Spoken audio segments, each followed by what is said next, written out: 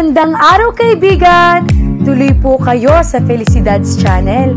Sa mga kwento ng buhay at pag-ibig na hinalukay sa natatagong baul ni Felicidad. Pero bago po tayo magpatuloy, huwag niyo pong kalilimutan na i-like ang video, i-subscribe ang channel, at i-click ang notification bell para lagi kayong updated sa mga parating pa na upload.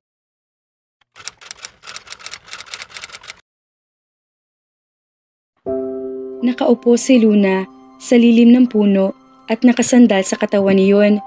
Doon siya niyaya ni Migs pagkatapos niyang sabihin ang kawili-wiling bahagi sa naging pag-uusap nila ni Lola Adelina.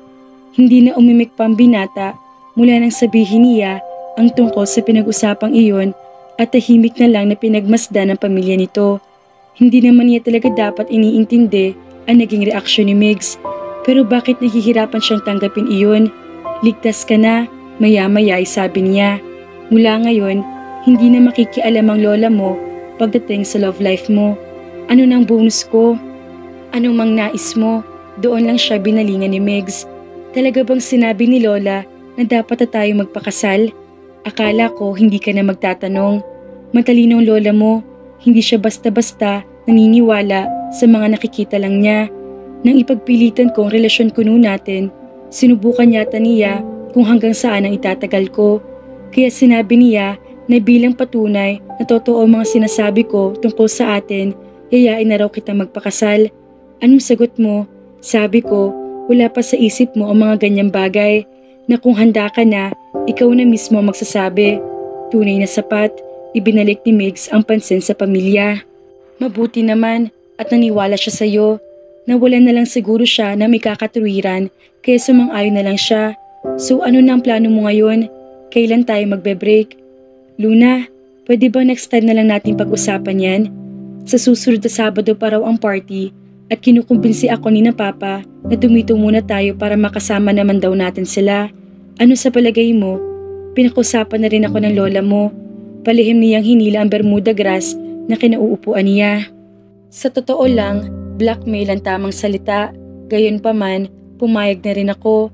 Kung ayaw mo talaga, huwag ka mag-alala. Gusto ko rin naman magpahinga at gusto kong atmosphere dito sa asyenda ninyo. Kung sa pagbalik ko, wala na akong trabaho sa overview, mayroon pa naman ako 1 milyon, hindi ba? Tama ka, nangingiting sabi ni Migs. Maya-maya, bumuntong hininga na lang ito. Hindi ako makapaniwala. Nagagamitin ka ng lola ko ng taktika na iyon.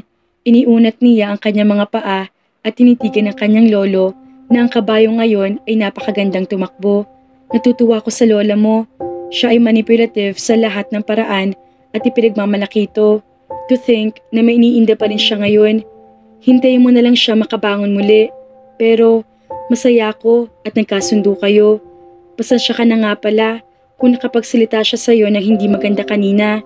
Ganoon kasi talaga si lola. Madalas, walang preno ang bibig. Wala yun. Totoo naman kasi ang mga hinala niya, kaya hindi na ako offended. Wala pa ako nakikilalang taong gaya niya na masyadong matalas ang pakiramdam. Ang galing niya. Mas magaling ka dahil nakumbinsi mo siya na wala pa akong balak na mag-asawa. Hindi lang ako nagpasindak. Siya nga pala, dinukot ni Luna sa bulsa ang singsing at ibinigay kay Migs. Sa lola mo yan, ibinigay niya sa akin para sana sa engagement ring kapag nag-propose ako sa iyo ngayon.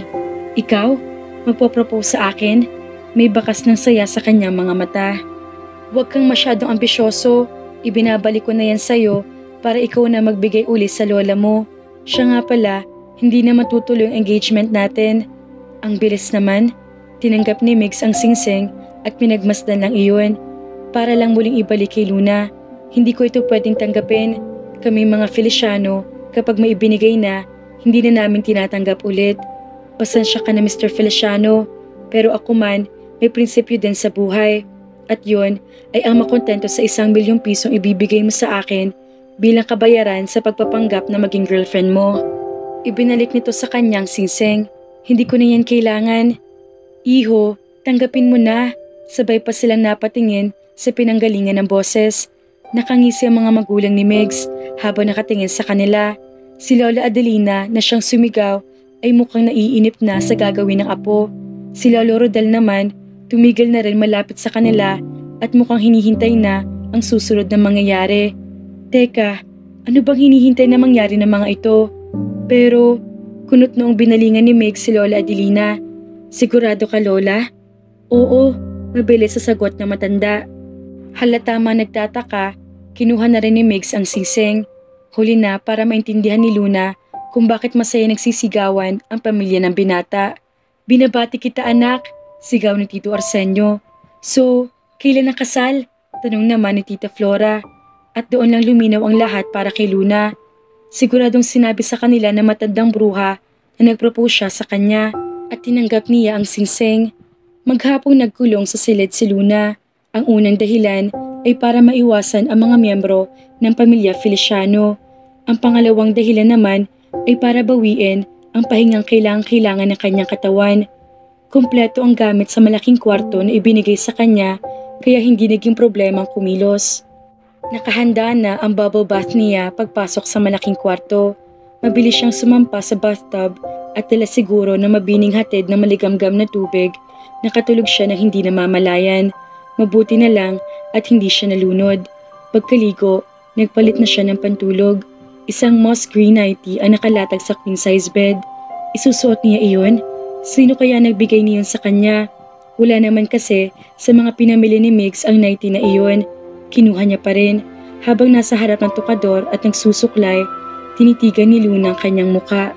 Hindi na siya mukhang haggard at laging kinukulang sa tulog. Salamat sa payapa niyang pagtulog sa bathtub. Habang patuloy na pinagmamasdan ang sariling refleksyon sa salamin, hindi niya maiwasang maalala mga magulang, lalo na ang kanyang ina.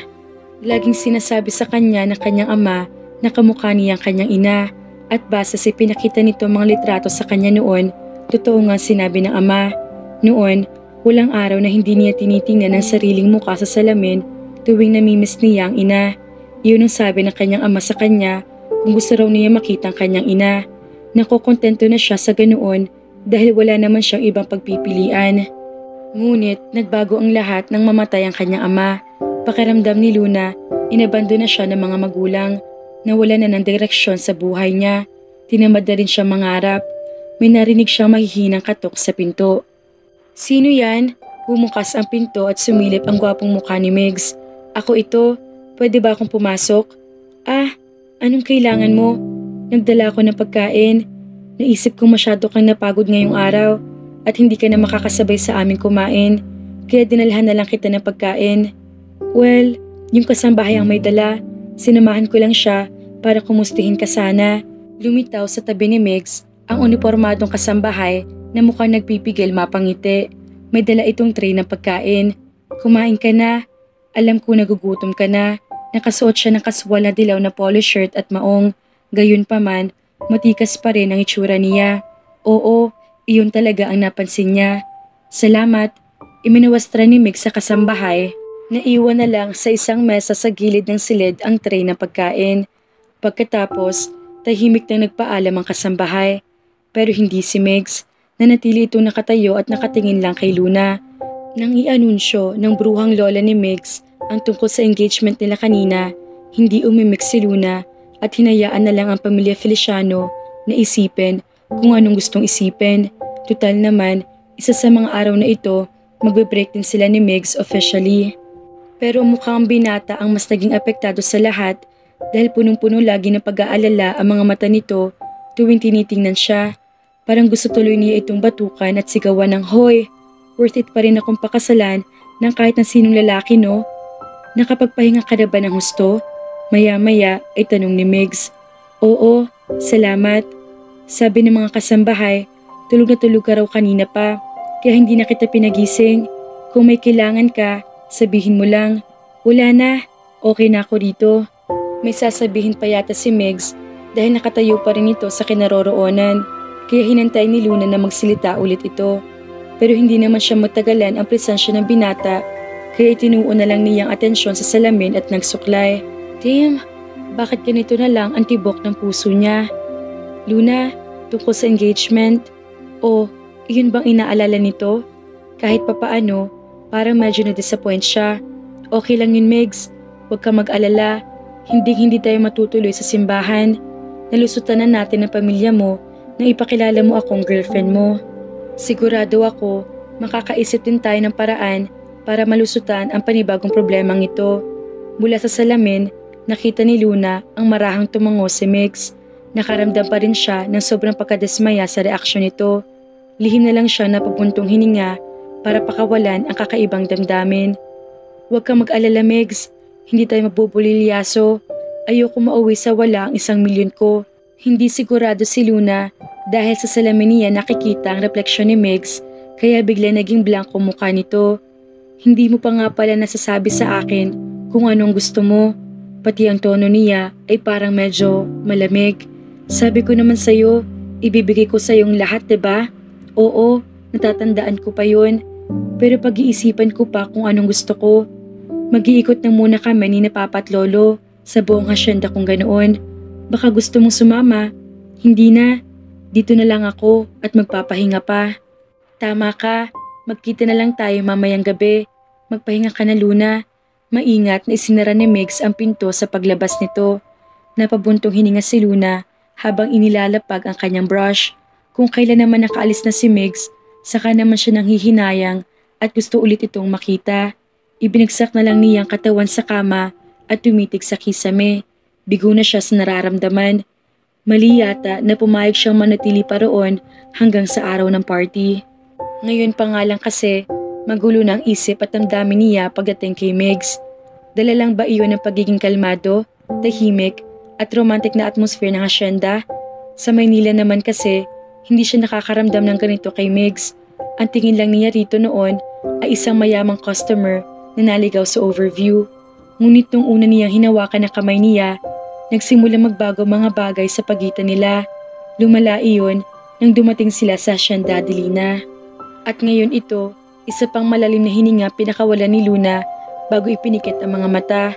Unti-unti, may ibinibigay na kasagutan ng kanyang isip. Kapag nakuha na niya ang lahat ng sagot na gusto niyang malaman, kaya naman kaya niyang tanggapin?